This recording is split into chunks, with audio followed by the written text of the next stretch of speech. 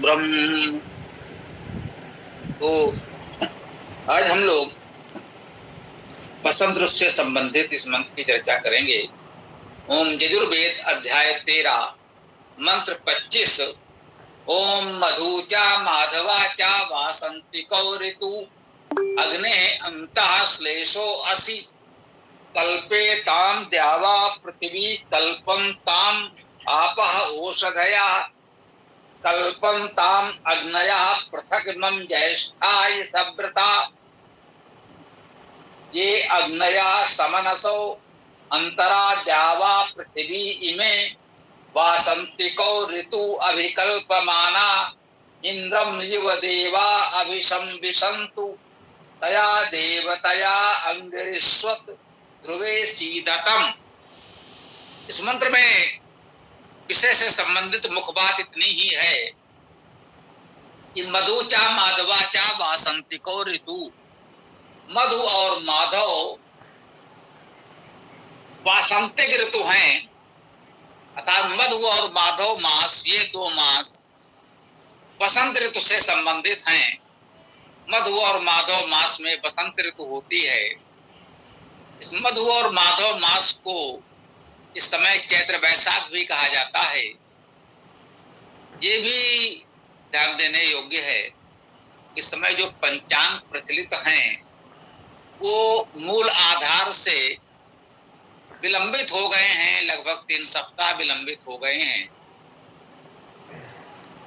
तो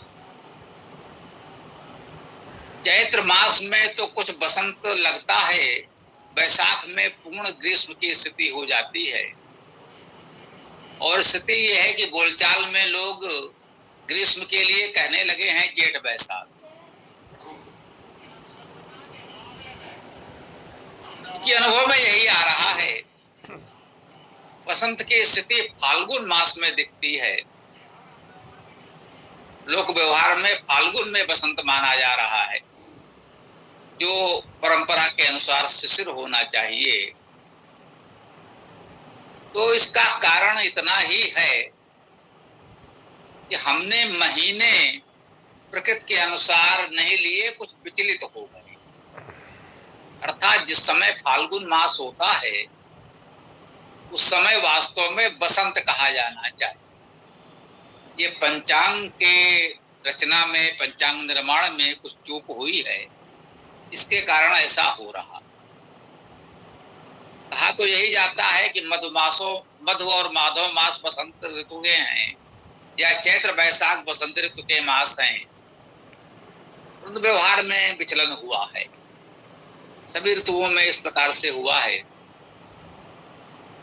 स्वाभाविक है, जब एक स्थान पर बसंत ऋतु से क्रम बिगड़ा तो अन्य ऋतुओं में भी उसी प्रकार से बढ़ता चला जाएगा।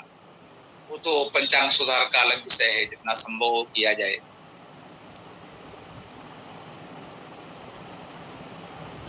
यहाँ आज के संदर्भ में मुख्य निवेदन यही है कि वेद में मासों और ऋतुओं का स्पष्ट उल्लेख है। ऋतुओं और मासों का परस्पर संबंध भी स्पष्ट वर्णित है। इस मास में कौन सी ऋतु होनी चाहिए यह स्पष्ट कहा गया है। तो ऋतु और मास की व्यवस्था वैदिक है, इसमें कोई संदेह नहीं। द्वादश मास और अधिमास अभी कल हमने एक वेद मंत्र में पढ़े। द्वादश मास और अधिमास एक ही मंत्र में आए, कल हम लोगों ने उसकी चर्चा की। आज इस मंत्र में केवल एक ऋतु बसंत ऋतु की चर्चा की जा रही है और बताया जा रहा है कि मधु और माधव मास बसंत की ऋतु है। अग्ने अंता श्लेषो वसी, अग्ने अर्थात अग्नि का, अंता श्लेषो, अंता श्लिष्ट है, ये भीतर जुड़ा हुआ है, भरा हुआ है,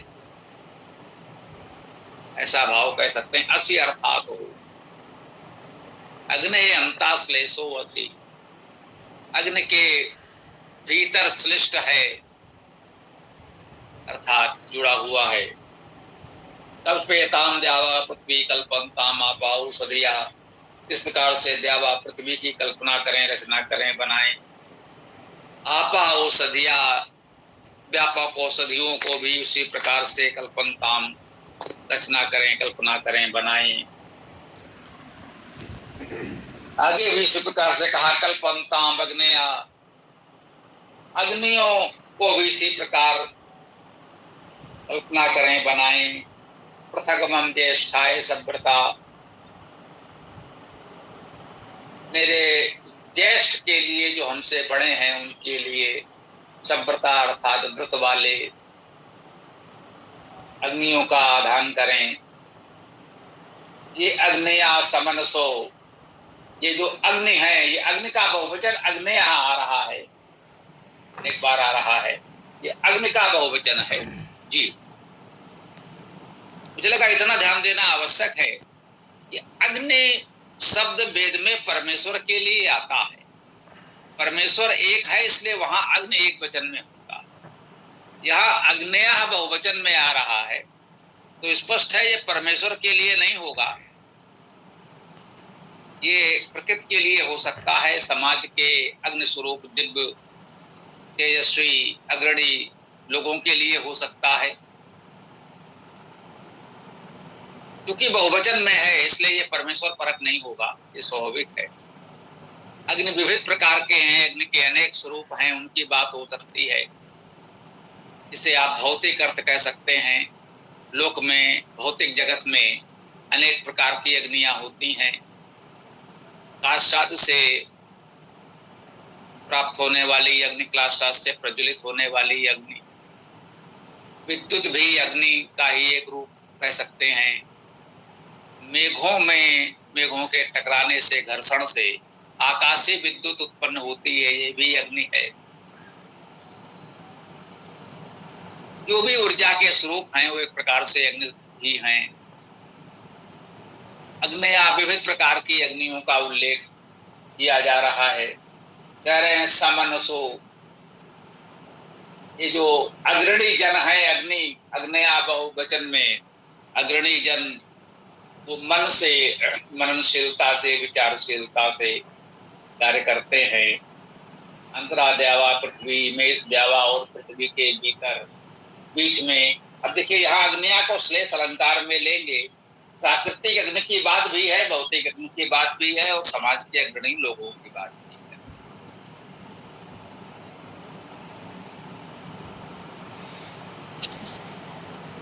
है। तो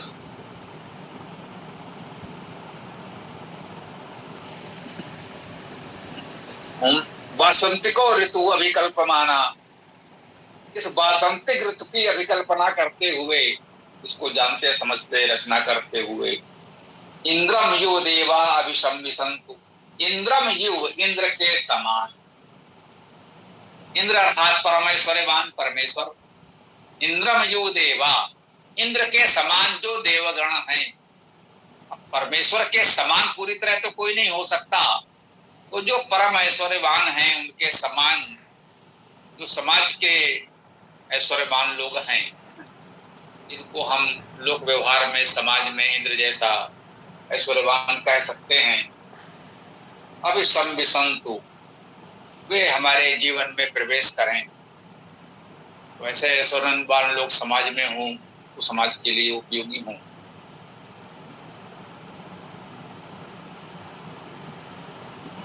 तया देवतया, उस देवता द्वारा, तया और देवतया दोनों ही तृतीया विभक्त एक वचन में है। चाहे तो स्त्रीलिंग कह सकते हैं, वैसे यहाँ स्त्रीलिंग पुल्लिंग का कोई भेद है नहीं। देव शब्द पुल्लिंग है, देवता स्त्रीलिंग है, देवत्व भी पुल्लिंग है, अर्थ एक समान।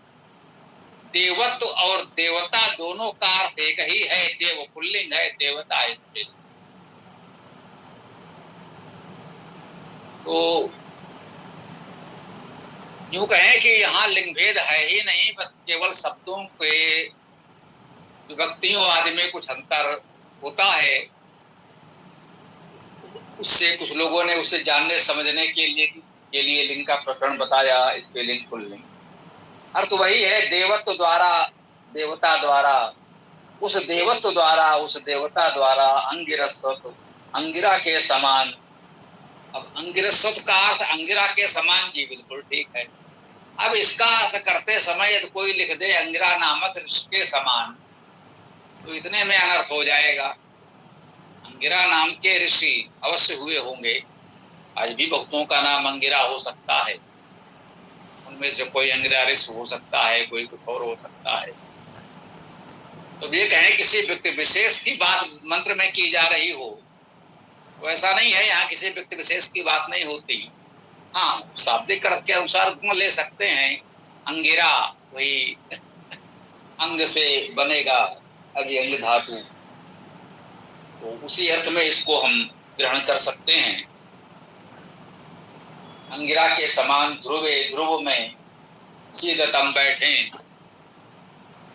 तो बाकी मंत्र का अर्थ यहाँ बहुत प्रासंगिक नहीं है और बहुत महत्वपूर्ण भी नहीं है। एक सामान्य सी कह सकते हैं भावना, कल्पना बसंत ऋतु के संदर्भ में है कि जब मधु और माधव मास में बसंत हो तो कैसे कैसे हम अग्नियों का आधान करें, अग्नियों का उपयोग करें। शीत ऋतु के पश्चात बसंत में धीरे धीरे ताप बढ़ने लगता है, शीत से छुटकारा मिलता है और ऋतु अच्छा होने लगता है, उसी को बसंत कहते हैं। तो कहते हैं इस बसंत ऋतु में धीरे धीरे अग्नियां प्रभावी होने लगती हैं। तो प्रकृति का वर्णन साथ में कर रहे हैं। यहाँ हम लोगों का विषय मुख्य रूप से ज्योतिष पंचांग का था, तो बसंत ऋतु के विषय में बताया गया कि मधु और माधव बसंत ऋतु हैं। अगले मंत्र में हम लोग ग्रीष्म ऋतु की बात करेंगे। ये यजुर्वेद अध्याय 14 मंत्र 6 में होगा। ये ग्रीष्म ऋतु यजुर्वेद अध्याय 14 मंत्र 6। हाँ, आज गौरव जी ने इस वेद वेदांग गोष्ठी समूह में ये गणित ज्योतिष संबंधी सभी मंत्रों को दे दिया है पीडीएफ रूप में, तो सब लोग उसको ले लें और उसी से हम लोग आगे चर्चा करते रहेंगे। पुस्तक कुछ लोगों के पास है, सबके पास नहीं है। ये वैदिक धर्म पुस्तक से हम लोग चर्चा कर रहे हैं। तो इसमें जो गणित ज्योतिष संबंधी मंत्र थे तो गुरु जी ने आज दे दिया है। हमने उनसे कहा था कि इसको दे दें, सबको सुविधा हो जाएगी, वो दे दिया है। और 100 मंत्रों की सूची भी गुरु जी ने दी है जो ज्योतिष संबंधी बताए गए हैं। अर्थात मुख्य रूप से तो आचार्य दास ने, लोकेश जी ने ही और कुछ अन्य लोगों ने भी कुछ मंत्रों की ओर संकेत किया कि भाई ये ज्योतिष संबंधी वेद मंत्र हैं। तो अभी उन मंत्रों की सूची तैयार कर ली गई है और वो आप सभी के लिए दे दिया गया है। वो सब लोग देखें कि इनमें से वास्तव में कितने मंत्रों में वास्तव में ज्योतिष पंचांग की बात है। क्योंकि ऐसा भी हुआ कि आचार्य दक्षिणी लोकेश जी ने एक मंत्र संकेतित किया, जब देखा गया तो उसमें ऐसा पंचांग ज्योतिष जैसा कुछ था ही नहीं, भूगोल की कोई बात ही नहीं। तो जिसने उनको मंत्र दिया था उससे उन्होंने चर्चा की तो पता चला कि उन्होंने तो इतनी उनको समझ ही नहीं है, कहीं से ऐसे ही बढ़ा दिया। तो फिर हमें लगा ये 100 मंत्र जो हम लोगों ने संकलित किए हैं, हो सकता है इनमें बहुत में ज्योतिष की बात हो या ना हो, तो जो भी कर सकें, जिनसे भी संभव हो देख सकें, तो उन मंत्रों को देखें। जो ज्योतिष संबंधी मंत्र हों उनको विशेष देख लें, अपनी ओर से भी कुछ कह सकते हैं। विशेष रूप से आचार्य दर्शन लोकेश जी से निवेदन किया गया है कि वह इन मंत्रों पर अपनी ज्योतिषी टिप्पणी, ज्योतिषी भावार्थ देते हैं। हम लोगों की जो शैली है वो शब्दार्थ तो हम लोग कर देंगे, उसका ज्योतिषी संदर्भ, ज्योतिष पंचांग संबंधी भावार्थ आचार्य दर्शन लोकेश जी करें, ये अपेक्षित है। तो मुझे लगा इतनी सूचना आपको और दे दें। तो आप आज की हमारी बात यहाँ पूर्ण होती है। आगे आप अपने प्रश्न विचार रख सकते हैं। ओम। गुरुदेव प्रणाम। कल ये संवत्सर